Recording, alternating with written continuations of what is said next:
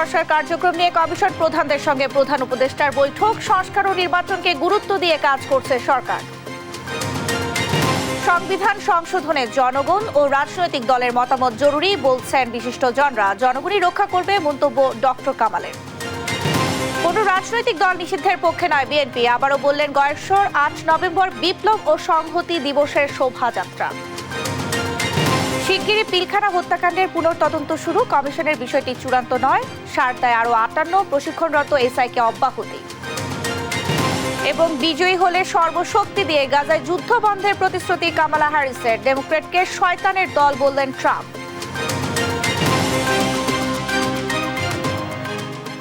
সংবাদ রাতে দেখছিলেন একেএসটিএম টিভির সংবাদ শিরোনাম, সঙ্গে আছি আমি শারমিন নাসি। এবারে বিস্তারিত।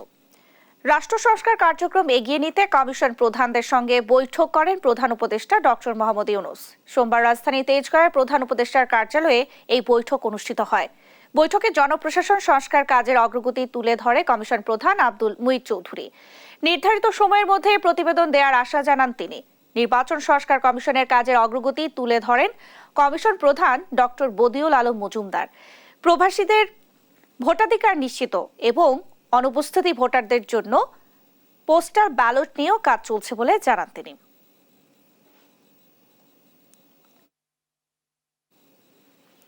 রাষ্ট্র সংস্কার ও নির্বাচনকে সামনে গুরুত্ব দিয়ে কাজ করছে সরকার, এমনটাই জানালেন পরিবেশ উপদেষ্টা সৈয়দা রিজওয়ানা হাসান। আর -2 নিয়ে বিএনপির অভিযোগ ভিত্তিহীন দাবি করে প্রাণী সম্পদ উপদেষ্টা ফরিদা আক্তার বলেন, এই ধরনের বক্তব্য অহেতুক বিতর্কের জন্ম দেয়। এ বিষয়ে আরো জানাচ্ছেন এনাই নাহিদ। সকলকে ধন্যবাদ। কয়েকদিন ধরেই আলোচনায় -2 ফর্মুলা।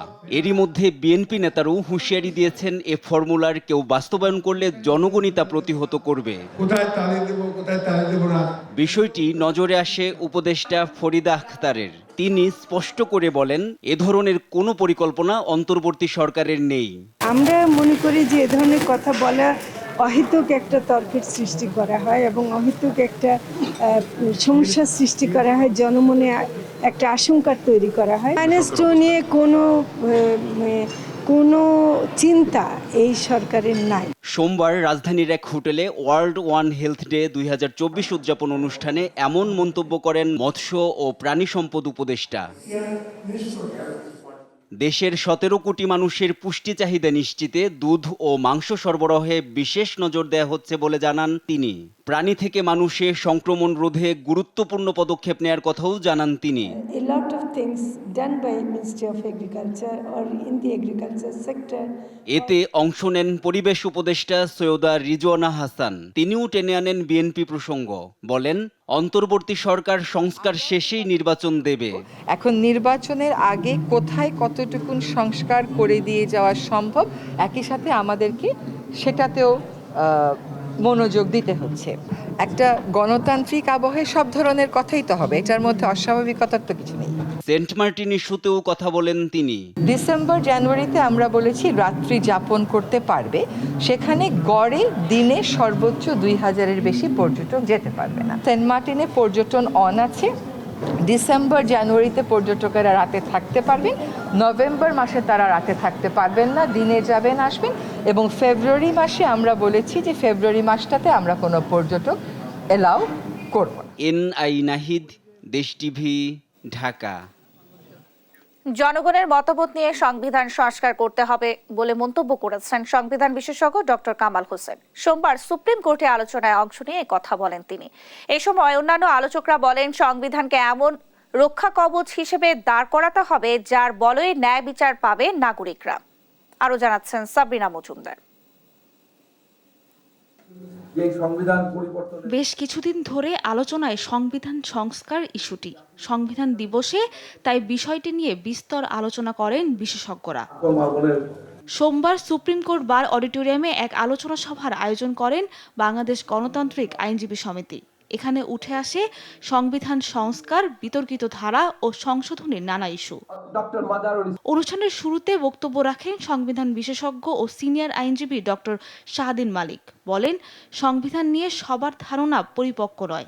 দেশ চালাতে গেলে, রাষ্ট্র চালাতে গেলে সব রাষ্ট্রেরই সমস্যা হয়, কিন্তু সমস্যায় পড়ে এই যে এতবার 52 বছরে আমার হিসাবে 12 বার সরকার পদ্ধতি আমরা চেঞ্জ করেছি। সংবিধান সংস্কার বা পুনর্লিখন বিতর্ক একটি সংকটের দিকে নিয়ে যাচ্ছে বলে জানান ব্যারিস্টার মাহবুব উদ্দিন খোকন। আমার কাছে মনে হচ্ছে এখন যে বিতর্কটা আসছে, সংবিধান সংশোধন হবে নাকি পুনর্লেখন হবে, এই বিতর্ক কিন্তু আমাদেরকে একটা সংকটের দিকে নিয়ে যাচ্ছে সমগ্র জাতিকে। এ সময় অধ্যাপক আনোয়ার হোসেন দাবি করেন, কোনো অনির্বাচিত সরকার সংবিধানে পরিবর্তন আনতে পারেন না। প্রধানমন্ত্রী মেয়াদ 2 মেয়াদের বেশি নয়। 3 নম্বর, রাষ্ট্রপতি সংসদ দ্বারা নির্বাচিত হবেন না। গণতান্ত্রিক দেশে রাষ্ট্রপতি নির্বাচিত হন জনগণের ভোটে। বর্তমানে আমরা দেখেছি প্রধানমন্ত্রী ইচ্ছা অনুযায়ী রাষ্ট্রপতি হন, সেটিও গণতান্ত্রিক। বাংলাদেশের সংবিধানের জনক হিসেবে পরিচিত ডক্টর কামাল হোসেন বলেন, জনগণের জন্যই সংবিধান, এর হেফাজত জনগণই করবে। নাগরিকদের জন্য রক্ষা কবচ হিসেবে সংবিধানকে দাঁড় করানোর উপর জোর দেন এ বিশেষজ্ঞ। এখন যেটা যেভাবে প্রয়োগ করা হচ্ছে, এটা যে ফলাফল মানুষের মতে এটা ঠিক হচ্ছে না, দেশের ক্ষতি হচ্ছে, এটাকে চেঞ্জ করার ব্যাপারে জনগণই পারে এটা সেই ক্ষমতার মালিক হিসাবে মত গঠন করে এটার একটা সংশোধনী এনে 2/3 সেই সংশোধনীকে যদি এটা গ্রহণ করানো যায়, তখন সেই ভুলগুলোকে সংশোধন করা সম্ভব এবং উচিত। একটি বৈষম্যহীন বাংলাদেশ গড়তে সংবিধান প্রস্তুত করার ওপর তাগিদ দেন বিশেষজ্ঞরা। সাবরিনা মজুমদার, দেশ টিভি, ঢাকা। স্বৈরাচার সরকার পতনের 3 মাস পর আবারও রাজপথে কর্মসূচি দিল বিএনপি। জাতীয় বিপ্লব ও সংহতি দিবসে আলোচনা সভা, জিয়ার মাজারে শ্রদ্ধা ও র্যালি সহ 3 দিনের কর্মসূচি ঘোষণা করেছে দলটি। এ বিষয়ে বিস্তারিত থাকছে নিয়াজ মোর্শেদের প্রতিবেদনে। আওয়ামী সরকার পতনের পরপরই 7 আগস্ট বাধাহীনভাবেই কর্মসূচি পালন করেছিল বিএনপি। এবার আবারও 3 দিনের কর্মসূচি নিয়ে রাজপথে নামছে বিএনপি। জাতীয় বিপ্লব ও সংহতি দিবস উপলক্ষে সকালে নয়াপল্টনে সংবাদ সম্মেলন করে এই কর্মসূচির ঘোষণা দেন বিএনপির স্থায়ী কমিটির সদস্য ডাক্তার AZM জাহিদ হোসেন। আগামী 6 নভেম্বর আমাদের এটা জাতীয় বিপ্লব এবং সংহতি দিবস উপলক্ষে আলোচনা সভা হবে। 7ই নভেম্বর শহীদ রাষ্ট্রপতি জিয়াউর রহমান স্বাধীনতার ঘোষক বীর উত্তমের মাজারে পুষ্পস্তবক অর্পণ। 8ই নভেম্বর শুক্রবার বিকেল 3টায় জুম্মার নামাজের পর আমরা নয়াপল্টন পার্টি অফিস থেকে আমাদের জাতীয় র্যালি হবে।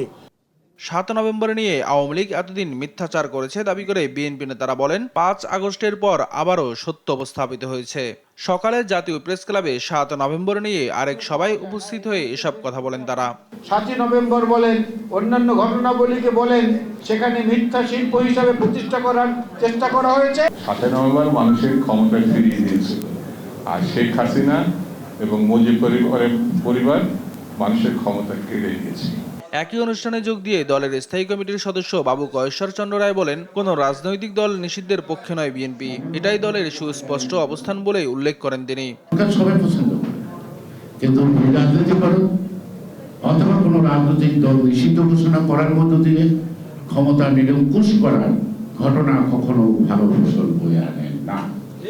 আওয়ামী লীগ এবং জাতীয় পার্টি প্ল্যান করা ব্যাপারে বিএনপির কথা সুস্পষ্ট করতে, কেন বিএনপি কেন সুস্পষ্ট করবে?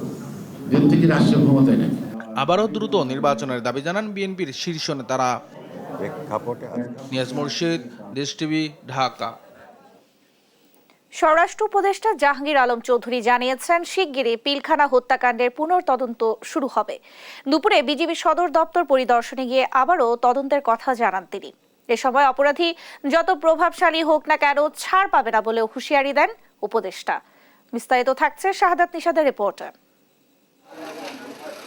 2009 সালের 25 ফেব্রুয়ারি দেশের সীমান্ত রক্ষী বাহিনী তৎকালীন বিডিআরের সদর দপ্তর পিলখানা সহ দেশের বিভিন্ন ব্যাটালিয়নে বিদ্রোহ করে সদস্যরা।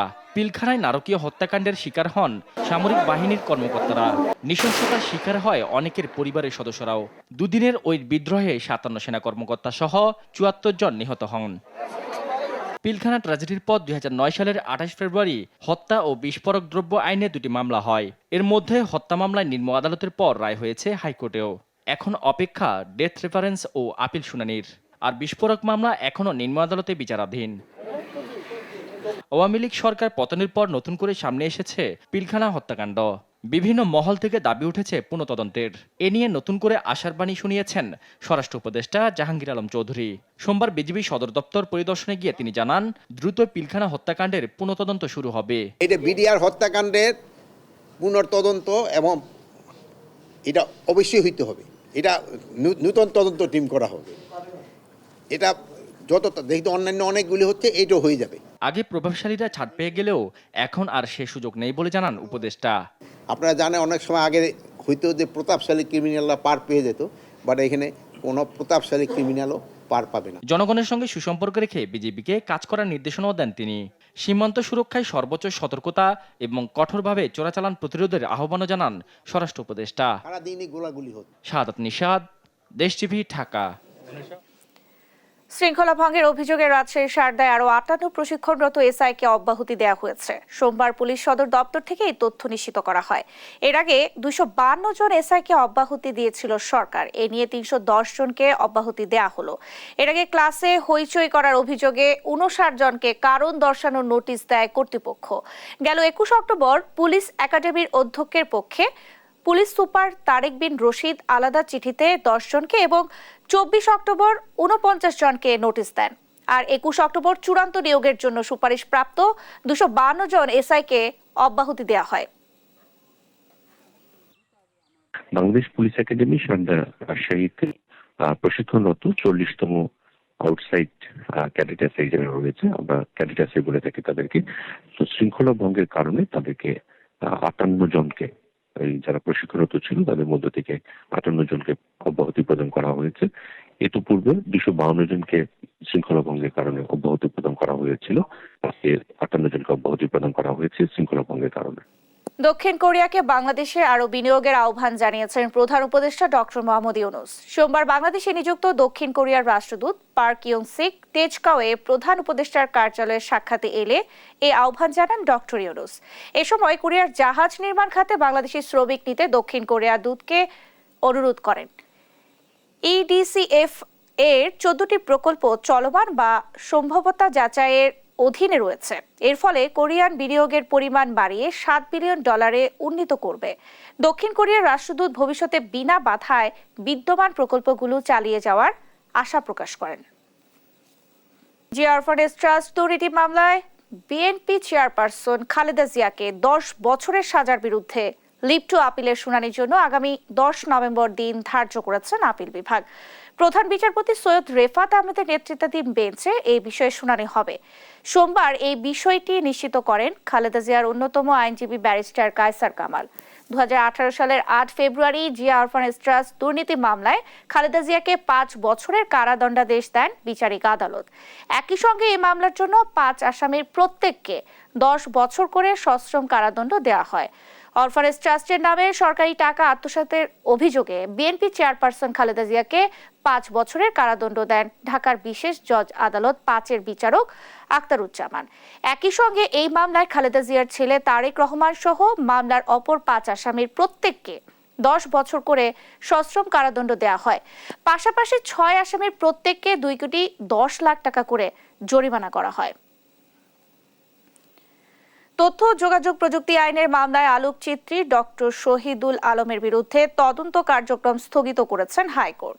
একই সঙ্গে তথ্য যোগাযোগ প্রযুক্তি আইনের মামলায় আলোকচিত্রী ডক্টর শহীদুল আলমের বিরুদ্ধে দায়ের করা মামলা কেন বাতিল করা হবে না তা জানতে চেয়ে রুল জারি করেছেন আদালত।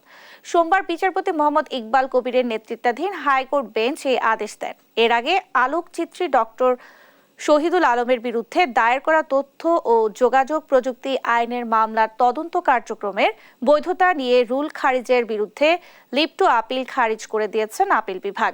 এর ফলে তার বিরুদ্ধে তদন্ত চলতে বাধা নেই বলে জানিয়েছেন আইনজীবীরা।